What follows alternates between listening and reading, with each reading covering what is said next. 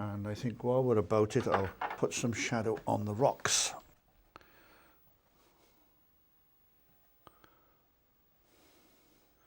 So the light's coming this way, so we want the shadow to be... It's only when you put shadow on things that it starts to get really three-dimensional.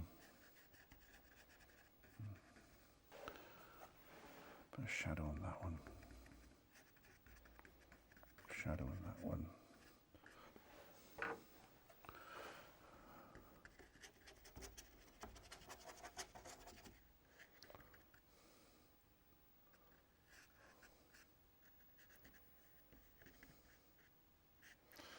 Even put some cracks in the rocks here. And if a rock is going round, well then you put a soft edge to the shadow. But you also want some hard edges on some of the rocks to say, I am a rock. And some shadows on here.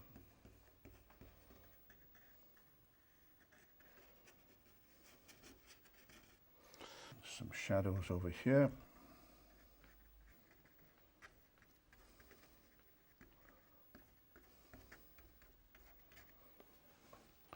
Oh, this will be in shadow.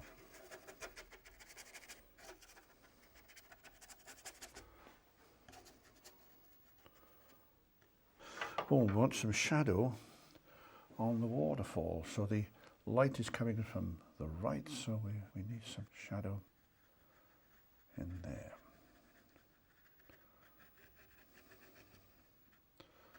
This will be in shadow.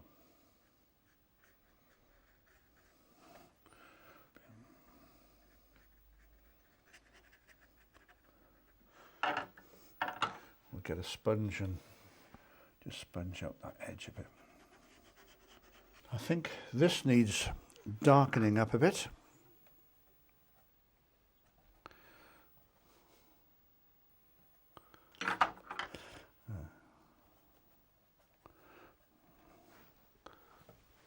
Right, so put some darks into here.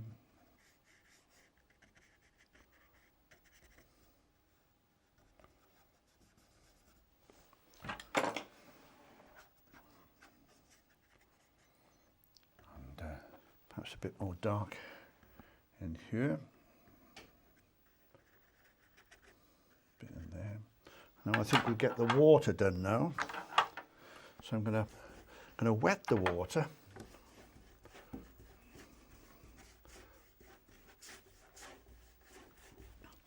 And I'm going to start to pull some of these colours down into the water.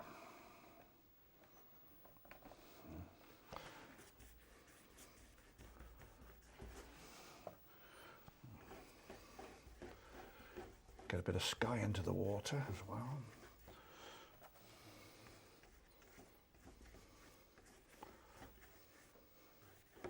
And then I'll get some of these greens in here as well.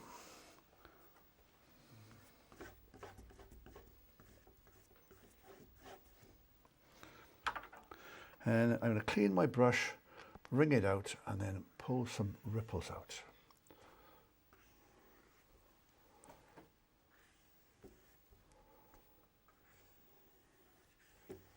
And I think also I'll put a little bit of white in this. What this is going to do is to put a bit of foam on that edge.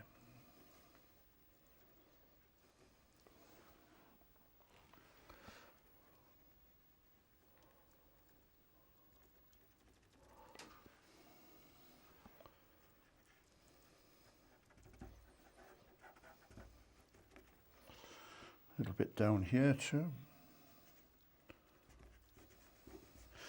In fact, we could, with a brush, pick up a little bit of into there. And it's just a question of just touching up a bit now. I think it'd be an idea to fill that in there. And maybe some darks in here. That will push the eye away from there and push your eye into the picture. And down.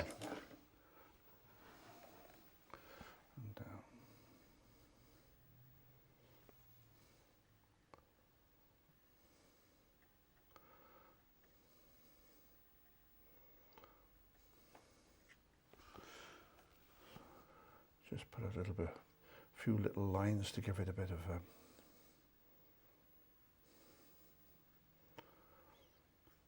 detail in here, and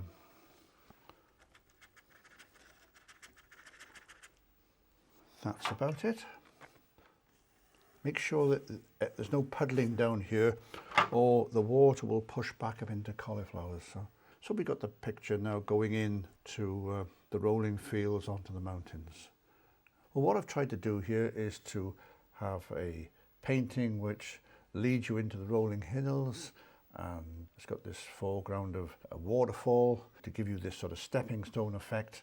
I wanted to get sunlight into the picture, so we have the light and the shadow, and it's been good fun to do. So why don't you have a go and get your brushes out, get your paper out, and go for it. So happy painting.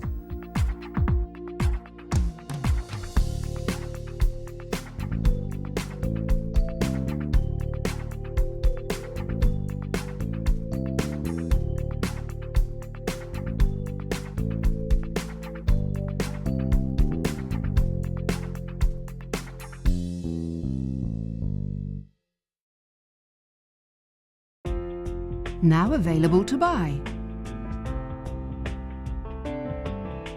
Try these techniques at home whenever you wish.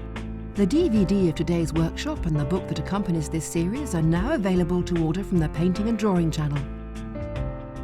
For further information and to order your copy, go to www.paintingdrawingchannel.com.